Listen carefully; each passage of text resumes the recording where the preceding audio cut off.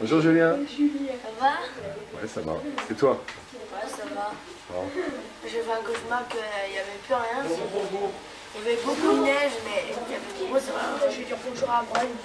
Bon, on va bien faire le ski. Bon, cet après-midi, on va l'en faire, bien sûr. Ok, allez, dépêche-toi, mon grand. Ouais.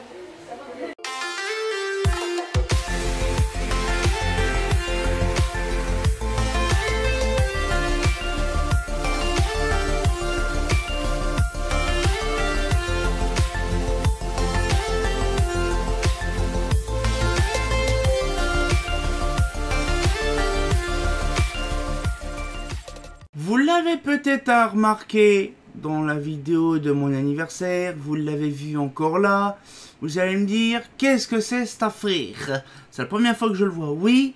Maintenant, je vais pouvoir incrémenter une petite partition de moi lors d'un séjour de Noël, justement, de moi quand j'étais Kikou. J'avais 12 ans dans la vidéo que vous avez vue. Et donc du coup je vais vous annoncer, alors parce qu'on a vu pas mal de photos, ouais, je vous avoue, on a vu pas mal de photos. Là cette année, ou peut-être l'année prochaine aussi, ça sera un petit peu de divers formats, mais plus sur mes anecdotes quand j'étais gamin lors de Noël. Ça serait très intéressant, ou d'autres anecdotes aussi, ça peut être bien aussi pas mal, mais bon, on va voir quand même un peu tout ça. Donc du coup, la vidéo, quand ça a été tourné, la petite vidéo de moi quand j'avais 12 ans, c'était lors justement d'une classe de neige. Je me rappelle très bien, c'était vraiment bien, c'était il y a quasiment 20 ans, hein. J'ai 32 ans, donc du coup ce qui fait c'est que l'année prochaine bien sûr, j'aurai, ça fera 20 ans que la vidéo elle aura tourné quand j'étais gamin. Franchement c'est impressionnant de voir en temps d'années quand même pas mal de choses. Chaque année maintenant je vous donnerai des petites anecdotes au lieu d'attendre justement la fin d'année, plein milieu de l'année ou des trucs comme ça. Donc du coup, je vais vous annoncer quelques petites anecdotes comme ça qui m'ont plu. Franchement, quand j'étais gamin, il y avait plein de trucs. Je vais vous dire par exemple, quand j'étais gamin, une fois je m'en rappelle, c'était assez drôle parce que ma mère, elle est souvent tête en l'air. Franchement, je vous dis, franchement, quand elle est tête en l'air, des fois on se tape des barres. Et donc du coup, ce qui fait, c'est qu'on peut s'amener à des pliages de rire, mais tu peux pas imaginer.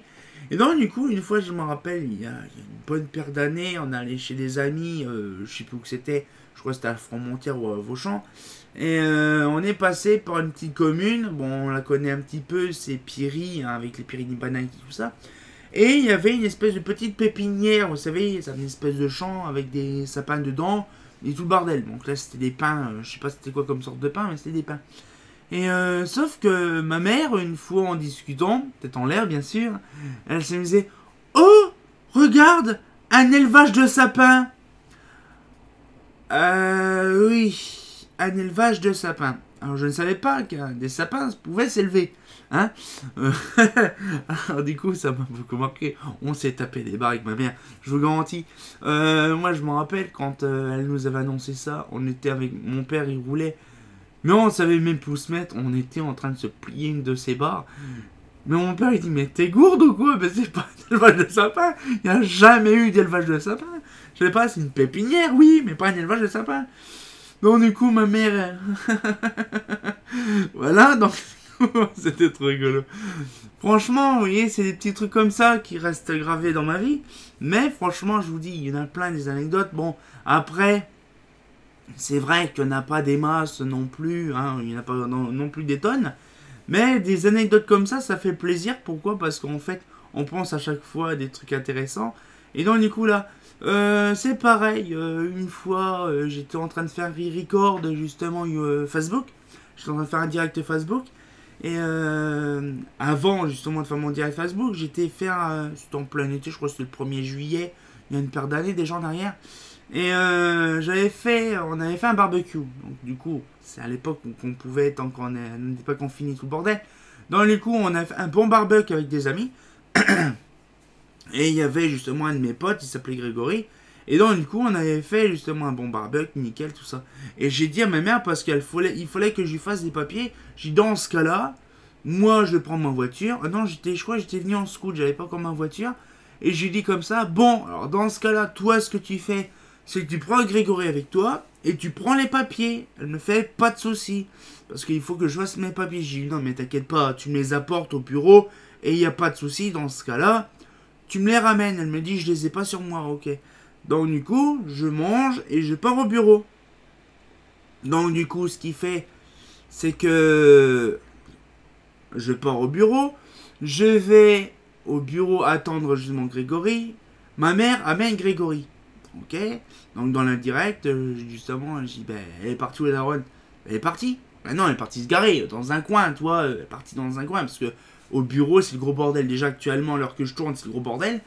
Et donc du coup, ce qui fait, c'est que bon, allez, on va se dire, elle va se garer quelque part, elle va venir. Non, non. Donc du coup, je l'appelle. Je lui dis, t'as pas oublié quelque chose, hein?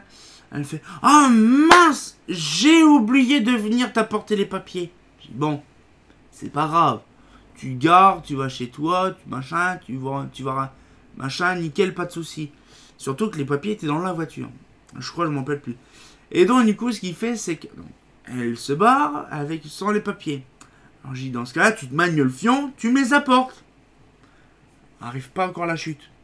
Donc là, du coup, ce qu'il fait, c'est que elle descend, pas de la montagne à cheval, mais elle descend de chez elle. Donc moi, c'est à 850 mètres, ça va, c'est pas loin. Mais elle descend de chez elle pour venir au bureau, sans ses feuilles, bien sûr. Donc, je me rappelle, Grégory était là, et j'y gagne. Elle vient sans ses papiers, on va bien se marrer. Donc ma mère, elle arrive, donc j'étais là à peu près, et je lui tends la main comme ça. Pour justement qu'elle me tende les feuilles, qu'elle avait pas bien sûr. Et donc, elle me fait, mais qu'est-ce qu'il y a? Ben, rien, parce qu'on a les feuilles pour imprimer. Oh putain et tout, j'ai encore perdu le papier. Elle était gourde. Je vous dis, ma mère, c'est une dinguerie. Et donc, du coup, ce qu'il fait, c'est que je me suis tapé dans mon pote Grégory, il savait pas où se mettre aussi. Et donc, du coup, ce qu'il fait, j'ai dit, gros, toi, mets-toi le fion, va rechercher. Elle a remonté pour redescendre. Elle dit, faut que je prenne ma pipette, je suis un petit peu angoissé, tout bordel, parce qu'elle est asthmatique. Elle dit, bah, je m'en bats les couilles, tu prends ta pipette, tu me remets tes trucs. Elle est redescendue. C'est fou. Et franchement, là, c'est franchement rigolo. Je vous dis, franchement, j'ai une vidéo sur ça. Je l'ai en non répertorié. Mais je vous garantis, franchement, quand je la revois, je dis, mais putain, c'est une grosse dinguerie. Alors, bien sûr, c'était des directs YouTube, non, des directs Facebook. Et à l'époque, j'avais une connexion de Mamadou. Donc, du coup, la connexion et la qualité, bien sûr, vidéo était dégueulasse. Bon, c'est un enregistrement Facebook que j'avais gardé parce que justement, je sais même pas si on peut le faire encore actuellement, mais les enregistrements, genre des directs Facebook, j'en faisais plein avant, mais j'en fais plus. Les directs Facebook, justement, ça me permettait justement de les enregistrer, tout le bordel, c'était bien. Bon, maintenant, avec YouTube, on peut les garder directement sur YouTube, c'est encore mieux.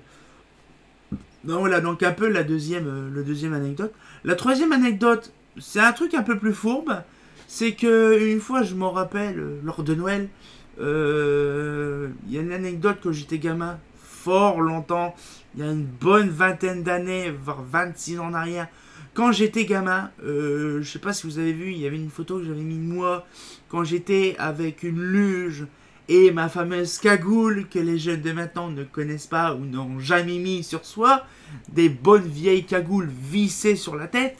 Et donc du coup, quand j'étais gamin, je me rappelle très très bien à l'époque, dans les années 90, il y avait de la neige. Oui, il y avait de la neige. Certains ne connaissent pas la neige parce qu'il y en a un petit peu, pas beaucoup. Mais avant, oui, donc, il y a une vingtaine d'années, 25 ans en arrière, il y avait beaucoup de neige. On pouvait faire des fameux bonhommes de neige. Ce qu'on peut plus faire actuellement. Hein. Et donc du coup, ce qui fait, moi, ça me plaisait. Pourquoi? Parce qu'en fait, c'était une époque assez révolue.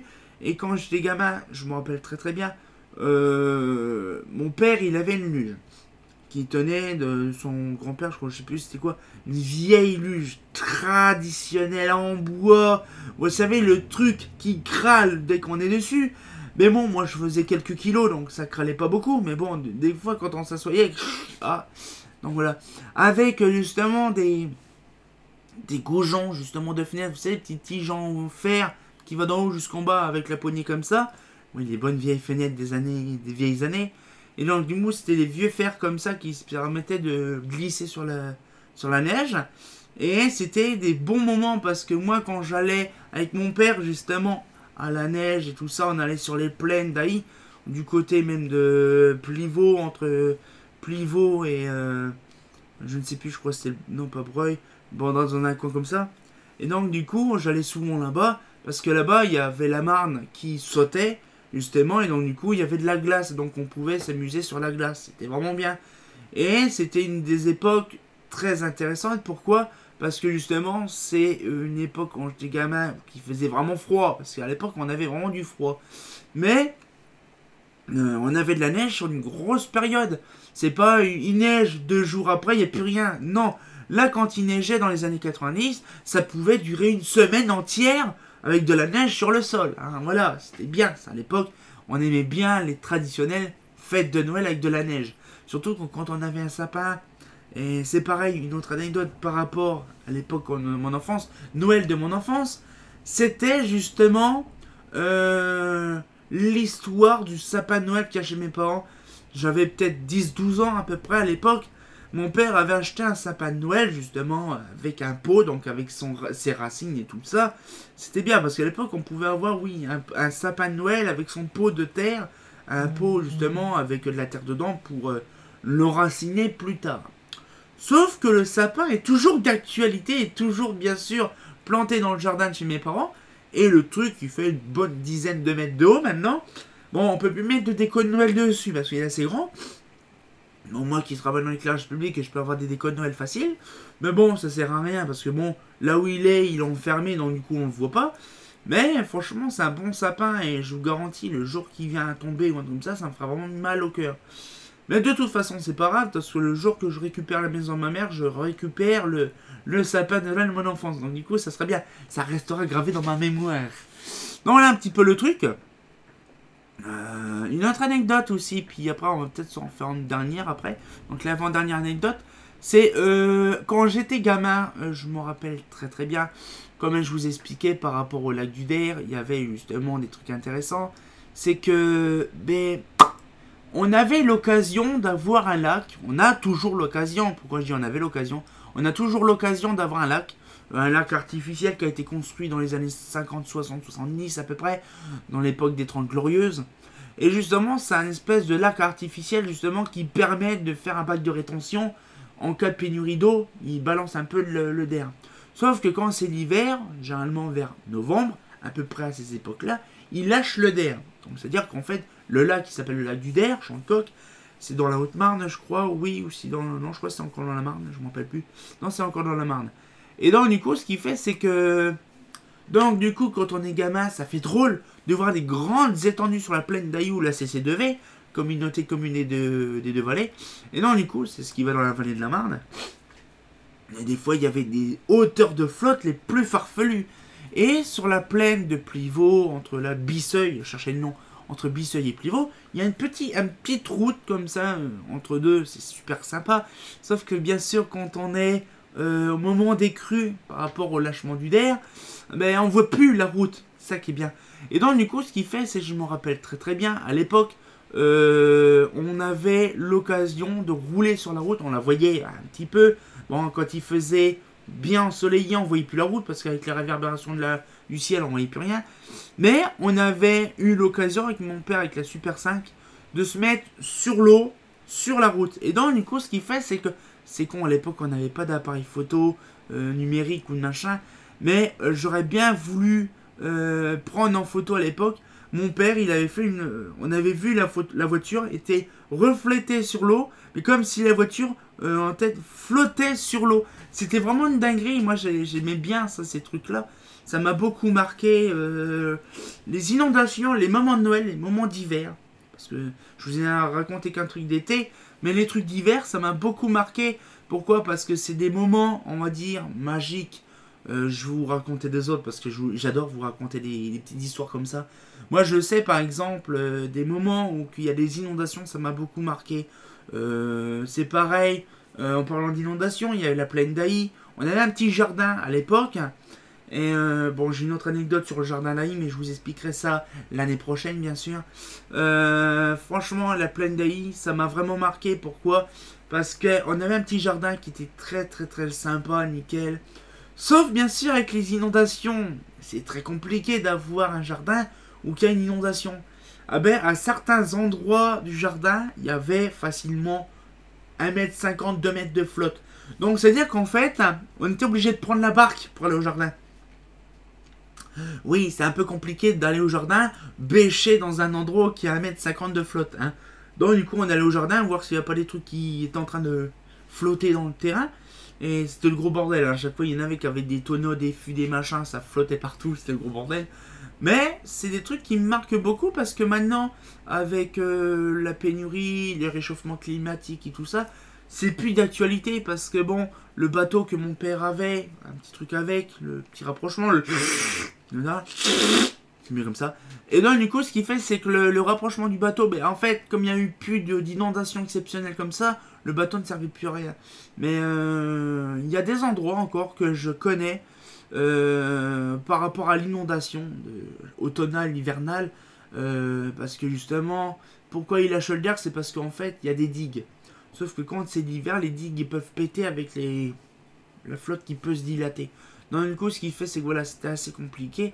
Mais voilà, donc du coup, le lac du Der est reconnu comme un espace protégé parce qu'il y a des oiseaux qui migrent.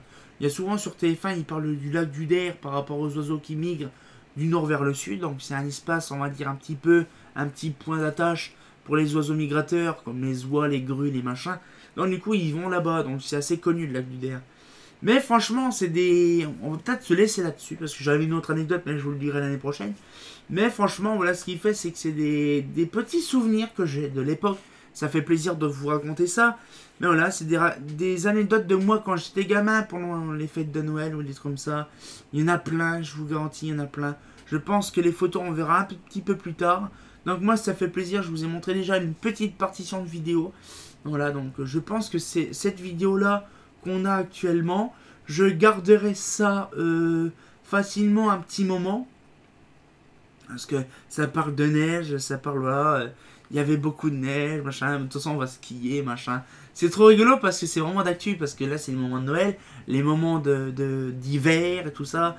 Bon, j'espère que voilà, il y a de la neige à certains endroits bien sûr. Bon, je sais que la neige elle tient plus beaucoup, mais bon, hein, surtout que j'avais fait ça, c'était en Savoie, je crois que c'était après sur Harley.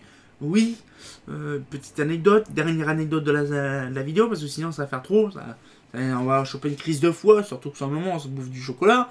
Bref, et donc du coup ce qu'il fait, c'est que les habitants de Pras-sur-Arly, ça s'appelle pas les Pralysiens ou je sais pas quoi, c'est des pralins et des pralines, voilà. Donc les pralins, c'est les habitants, et les pralines, c'est les habitants justement de Pras-sur-Arly. C'est un truc que je me rappelle toujours, voilà.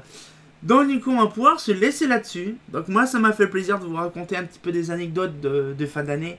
Donc voilà, justement d'hiver et un petit peu de tout. Mais ça fait plaisir. Donc du coup, je suis fatigué, je vous garantis. J'espère que la petite vidéo vous a plu. Et on se retient au courant pour une nouvelle vidéo. Et comme de bien entendu, ça en fait des histoires, hein.